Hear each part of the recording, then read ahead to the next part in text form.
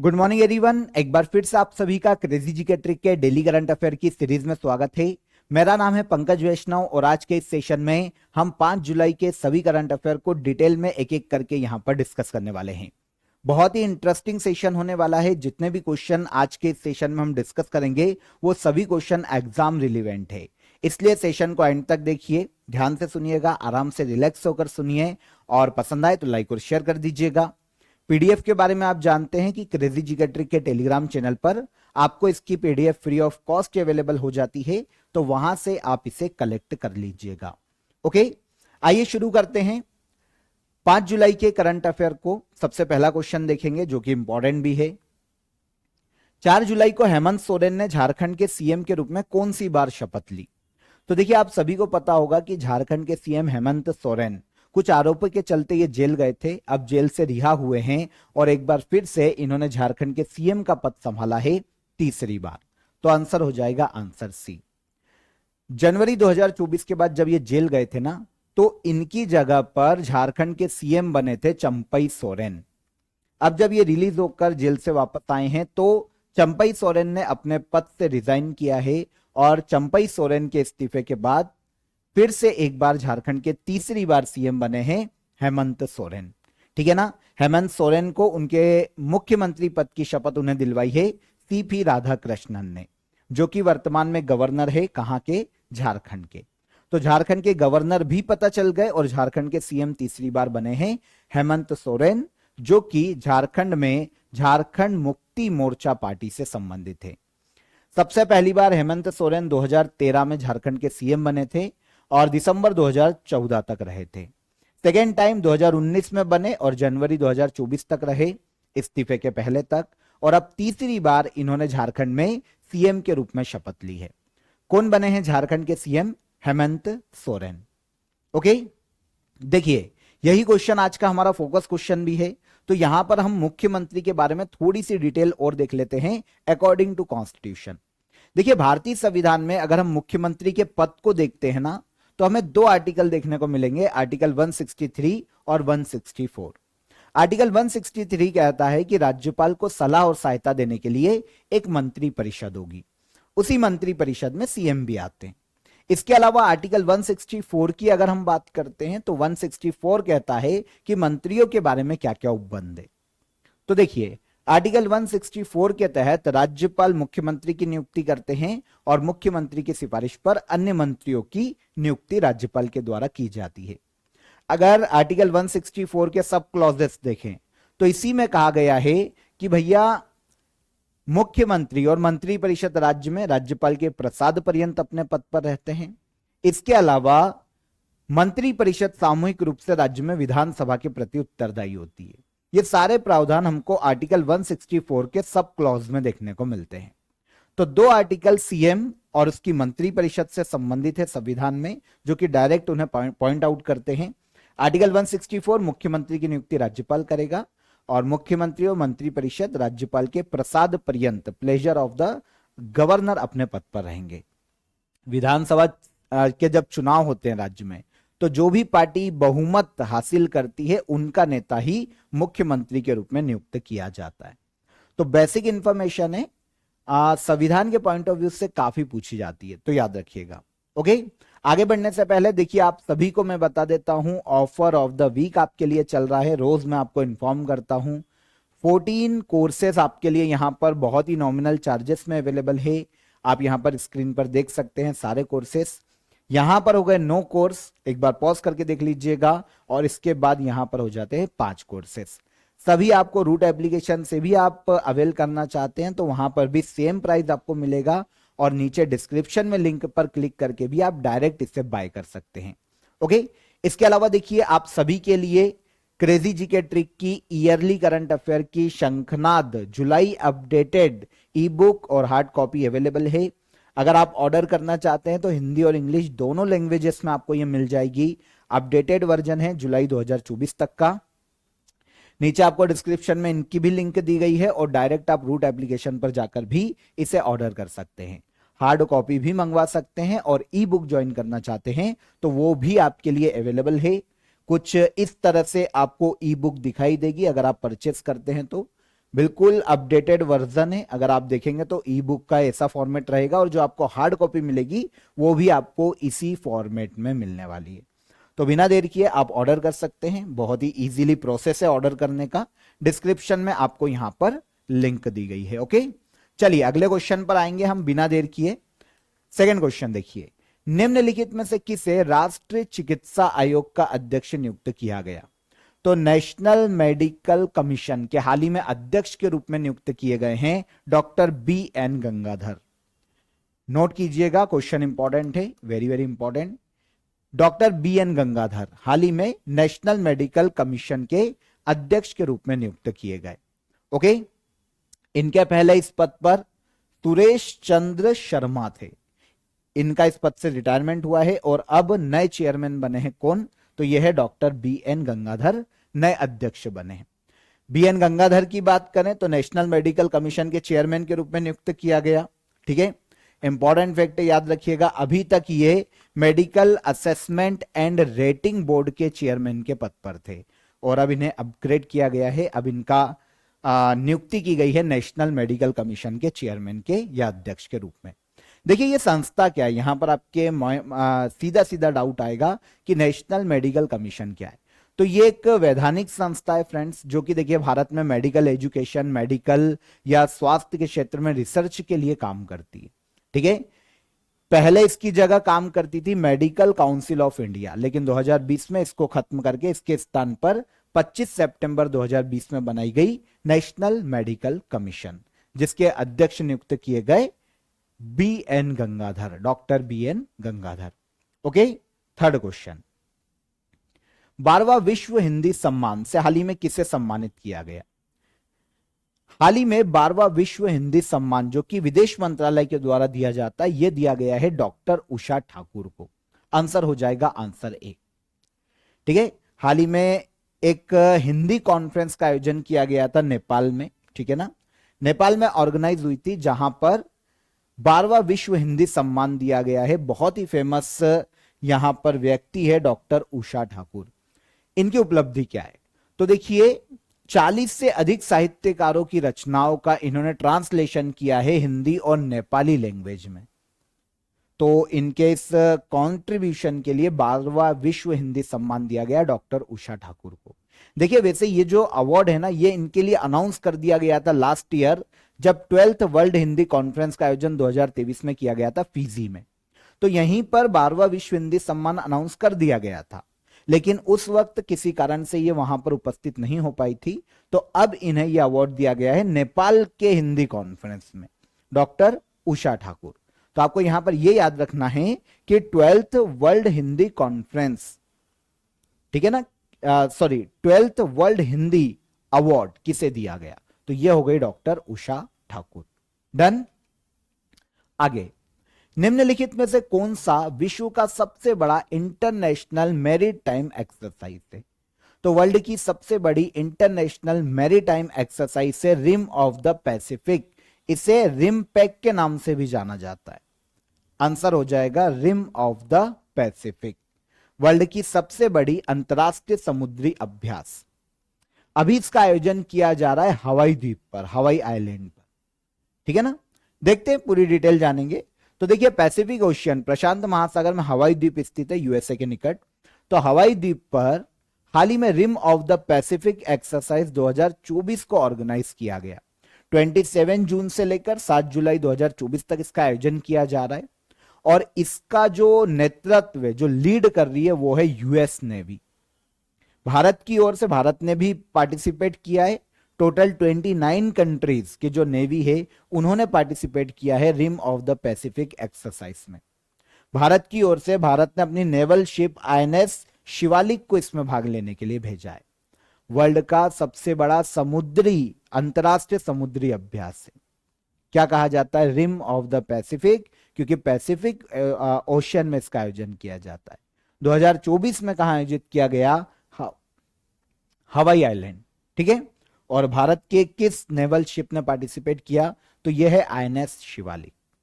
Okay,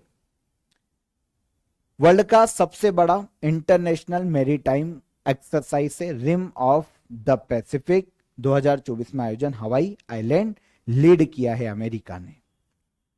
हाल ही में IUCN ने हाथी की किस प्रजाति को आईयूसीएन रेड लिस्ट में एंडेंजर्ड के रूप में वर्गीकृत किया?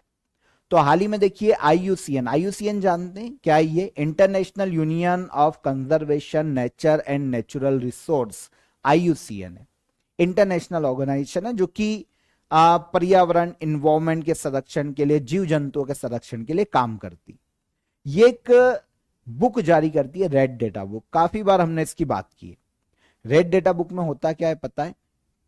अलग अलग कैटेगरीज हैं, विलुप्त प्राय प्रजातियों की, संकटग्रस्त प्रजातियों की। तो इसी के अंतर्गत बोर्नियो हाथी को हाल ही में आईयूसीएन की रेड डेटा लिस्ट में इंडेंजर्ड के रूप में शामिल किया गया। ठीक है, तो बोर्नियो हाथी की प्रजाति को इंडेंजर्ड में रखा गया हाल ही में। किसके द्वारा? आईयूसीएन। देखिए बोर्नियो हाथी ये बोर्नियो द्वीप पर पाई जाती है, बोर्नियो आइलैंड। ये कहां पर है? तो बोर्नियो आइलैंड इंडोनेशिया, मलेशिया और ब्रुनई, दक्षिण पूर्वी एशिया में। ठीक है ना, दक्षिण पूर्वी एशिया में देखने को मिलता है। इंडोनेशिया, मलेशिया और ब्रुनई का संयुक्त रूप से कंट्रोल है बोर्नियो आइलैंड पर। तो यहां पर जो हाथी की स्पीशीज पाई जाती है वो बोर्नियो हाथी कहलाती है।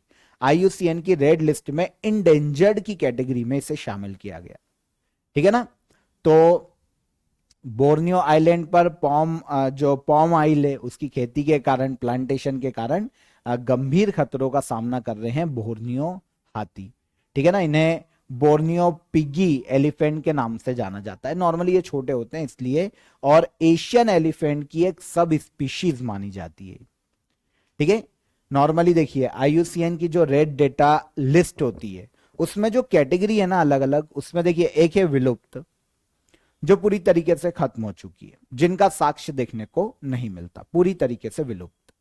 ये क्या है? पूरी तरीके से विलुप्त। फिर है विलुप्त इन द वाइल्ड, वो जो कि जंगल से विलुप्त हो गई, हालांकि चिड़ियाघर में कहीं कहीं देखने को मिल जाएगी, पर जंगल से विलुप्त हो चुकी है, दूसरी कैटेगरी। सेकेंड, थर्ड, गंभीर रूप से संकटग्रस्त, ठीक, क्रिटिकली इंडेंजर्ड, जो कि भयंकर संकटग्रस्त है, भाई कभी भी खत्म हो जाएगी। ये संकटग्रस्त जो कि भाई अभी खत्म होने की कगार पर नहीं है, लेकिन हो सकती है अगर आपने संरक्षण नहीं किया तो ये चार कैटेगरी। बोर्नियो हाथी को इंडेंजर्ड मतलब संकटग्रस्त की कैटेगरी में शामिल किया गया आईयूसीएन के द्वारा। ठीक है, आईयूसीएन की बात करें तो मैंने आपको अभी बताया कि भैया नेचर के कंजर्वेशन के लिए काम करने वाला इंटरनेशनल ऑर्गेनाइजेशन है। 1948 में स्थापना की गई थी और हेडक्वार्टर स्विट्जरलैंड के ग्लैंड में देखने को मिलता है आईयूसीएन का। डन। सिक्स्थ क्वेश्चन, उपन्यासकार इस्माइल कदारे का निधन हो गया। इस्माइल कदारे का संबंध किस देश से है? तो पहली चीज की भैया ये एक नॉवेलिस्ट है, उपन्यासकार है, इस्माइल कदारे अल्बानियाई मूल के उपन्यासकार है। हाल ही में इनका निधन हो गया है। B answer. ज्यादा देखिए क्योंकि इंडियन नहीं है तो ज्यादा इंपॉर्टेंट इतने मतलब पूछा जा सकता है डायरेक्टली कि भैया किस सेक्टर से संबंधित है, तो ये उपन्यासकार है। किस क्षेत्र से संबंधित है, तो उपन्यासकार है। इस्माइल कदारे अल्बानियाई मूल के एक उपन्यासकार है, काफी फेमस। हाल ही में देखिए 88 वर्ष की आयु में इनका निधन हो गया। ठीक है ना, तो इनकी अगर हम कुछ नॉवेल देखें, कुछ उपन्यास देखें तो the general of the dead army, chronicle in stone, broken April और द कॉन्सर्ट, ये सारे उपन्यासकार इन्हीं के। ठीक है, इस्माइल कदारे के। एक फैक्ट के लिए इंपॉर्टेंट हो जाते हैं, इन्हें मैन बुकर इंटरनेशनल प्राइज दिया गया था 2005 में। बस इसीलिए ये इंपॉर्टेंट हो जाते हैं, अल्बानियाई मूल के। हाल ही में निधन हो गया कदारे जी का। ठीक है, चर्चा में रहा अहोम मोइदम किस राज्य में स्थित है? तो अहोम मोइदम देखने को मिलेगा असम राज्य में। कभी असम में अहोम साम्राज्य था 12वीं-13वीं शताब्दी में, तो वहां पर क्या है, उनको दफनाने के लिए टीले बनाए जाते थे। टीले के रूप में जो संरचनाएं बनाई जाती थी उन्हें कहा गया है अहोम मोइदम। वैसे मैदान से वर्ड निकल के आता है मोइदम, अहोम मोइदम, क्योंकि अहोम साम्राज्य के जो शाही परिवार के लोग हैं उनको दफनाने के लिए इनका यूज किया जाता था। इन्हें असम के पिरामिड कहा जाता है। क्योंकि दफनाने के लिए यूज हो रहे। 90 से ज्यादा शाही परिवारों के जो मोइदम हैं उनको संरक्षित किया गया गवर्नमेंट के द्वारा। और अभी सुर्खियों में इसलिए है ये क्योंकि गवर्नमेंट ने यूनेस्को वर्ल्ड हेरिटेज साइट के लिए इसकी सिफारिश की है, इस जगह की सिफारिश की है कि भैया यूनेस्को वर्ल्ड हेरिटेज साइट में अहोम मोइदम को शामिल किया जाए। कहां पर? असम में। देखो यहां पर ये आप टीले के जैसे संरचना देखोगे, अंदर कब्रिस्तान के रूप में शाही परिवार के लोगों को दफनाया जाता था।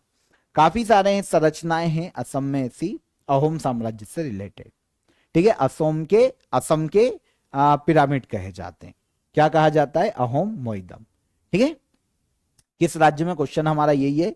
अभी देखिए यूनेस्को वर्ल्ड हेरिटेज का दर्जा तो मिला नहीं है, मिलेगा तो हम और ज्यादा बात करेंगे, लेकिन नहीं मिला तो हम केवल इतना देख लेते किस राज्य में, तो असम। आगे आइए। हाल ही में डीआरडीओ ने रुद्रम 1 मिसाइल का सफल परीक्षण किया। रुद्रम 1 मिसाइल के बारे में क्या सत्य? तो रुद्रम 1 इस मिसाइल का हाल ही में सफल परीक्षण किया है इंडियन आर्मी ने। ठीक है ना, वैसे डीआरडीओ ने किया है, आर्मी को देने वाली है ये, तो सफल परीक्षण किया गया है। ये एयर टू सरफेस मतलब हवा से, वायु से जमीन पर मार करने वाली मिसाइल है। रुद्रम 1 नाम दिया गया है, आप यहां पर इमेज देख सकते। ठीक है, तो सफलतापूर्वक डीआरडीओ ने इसका परीक्षण किया और यहां पर इंपॉर्टेंट यह है कि डीआरडीओ ने ही इसे डेवलप किया है। ठीक है, एयर टू सरफेस मिसाइल है जो कि इंडियन आर्मी को, इंडियन एयरफोर्स को हाल ही में सौंपी जाने वाली है। और इंडियन एयरफोर्स के IAFS सुखोई 30 MKI ये इसका लॉन्चिंग प्लेटफॉर्म होगा। ठीक है ना, इंडियन एयरफोर्स का ये जो विमान है सुखोई, ये लॉन्चिंग प्लेटफॉर्म के रूप में यूज किया जाएगा रुद्रम 1 के लिए। एयर टू सरफेस वार करने वाली मिसाइल है। हाल ही में डीआरडीओ ने इसका सफल परीक्षण किया है और डेवलप भी डीआरडीओ के द्वारा ही की गई। क्वेश्चन हमारा यह था कि भाई किस तरीके की मिसाइल है, तो वायु से जमीन पर मार करने वाली मिसाइल।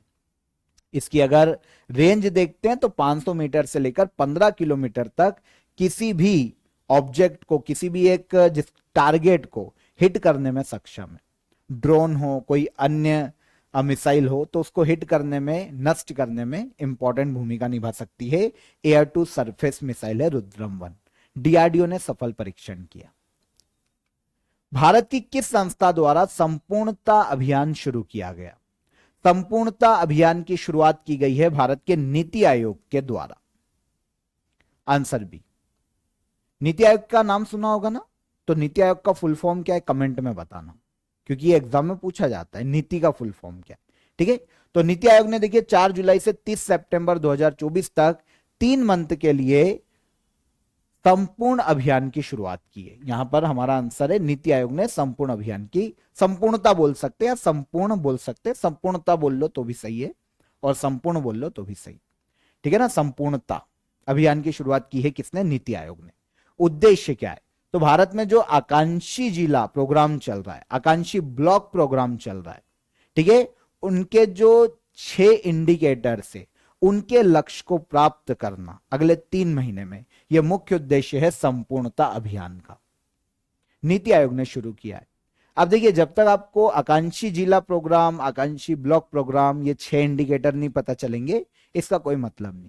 तो देखो 6 इंडिकेटर क्या है पहले ये बता देता हूं। देखो, प्रसव पूर्ण होने से पहले कितनी महिला रजिस्टर्ड हुई है गवर्नमेंट के पास, कितनी महिलाओं को पोषण युक्त भोजन प्राप्त हो पा रहा है, दिया जा पा रहा है, 9 से 11 मंथ के कितने बच्चों का वैक्सीनेशन किया जा चुका है, कितने हेल्थ सॉइल कार्ड डिस्ट्रीब्यूट किए जा चुके हैं, सेकेंडरी लेवल पर कितने स्कूल में पावर सप्लाई की जा रही है, और एकेडमिक सीजन शुरू होने के 1 मंथ के भीतर कितने बच्चों को टेक्स्ट बुक उपलब्ध करवाने वाले स्कूलों का परसेंटेज क्या है। तो ये 6 इंडिकेटर से भाई, है ना, काय के इंडिकेटर से, ये इंडिकेटर से आकांक्षी डिस्ट्रिक्ट प्रोग्राम और आकांक्षी ब्लॉक प्रोग्राम के। अब इनको 3 महीने के लिए क्रियान्वित करवाने के लिए संपूर्णता प्रोग्राम की शुरुआत की है। संपूर्णता, ये ना, संपूर्णता प्रोग्राम या संपूर्णता अभियान की शुरुआत की है किसने? नीति आयोग ने। ओके, आकांक्षी जिला प्रोग्राम इसे शुरू किया था 2018 में, प्राइम मिनिस्टर ने इसकी घोषणा की थी। ठीक है ना, और आकांक्षी ब्लॉक प्रोग्राम 2023 में प्राइम मिनिस्टर के द्वारा लॉन्च किया गया था। इंडिकेटर सेम है, देखिए हेल्थ और न्यूट्रिशन के क्षेत्र में काम करेंगे, एजुकेशन एग्रीकल्चर के क्षेत्र में काम करेंगे, वाटर रिसोर्सेस के लिए काम करेंगे, फाइनेंशियल इंक्लूजन के लिए, स्किल डेवलपमेंट के लिए काम करेंगे। तो इंडिकेटर सेम है। आकांक्षी डिस्ट्रिक्ट प्रोग्राम 2018 में आया था और आकांक्षी ब्लॉक प्रोग्राम 2023 में लाया गया था। पीएम ने घोषणा की थी दोनों की। ओके, नीति आयोग, यहां पे फुल फॉर्म मिल गया वैसे आपको, तो national institution for transforming India नीति आयोग का फुल फॉर्म है। इसके पहले योजना आयोग काम करता था, ठीक है। 1 जनवरी 2015 को योजना आयोग के स्थान पर नीति आयोग की स्थापना की गई। नरेंद्र मोदी प्रधानमंत्री हमेशा अध्यक्ष होता है, वाइस चेयरपर्सन होते हैं एक जो कि सुमन बेरी हैं, और सीईओ के पद पर है वर्तमान में BVR सुब्रमण्यम नीति आयोग में। इसके बाद आज के करंट अफेयर का सबसे लास्ट क्वेश्चन, हाल ही में किस संगठन ने मृदा पर अंतरराष्ट्रीय सम्मेलन में नए विश्व मृदा स्वास्थ्य सूचकांक की घोषणा की? तो देखिए एक नया सूचकांक लाया जाएगा, पता है, जिसका नाम है वर्ल्ड सॉइल हेल्थ इंडेक्स। यह घोषणा की गई है इंटरनेशनल कॉन्फ्रेंस ऑन सॉइल में। किसने की है घोषणा? घोषणा की है यूनेस्को ने। Answer C. यूनेस्को ने बोला है कि भैया विश्व मृदा स्वास्थ्य सूचकांक को हम अगले साल से शुरू करेंगे। अब जिस कॉन्फ्रेंस में घोषणा की गई वो कॉन्फ्रेंस हुआ है मोरक्को में, अफ्रीकी देश।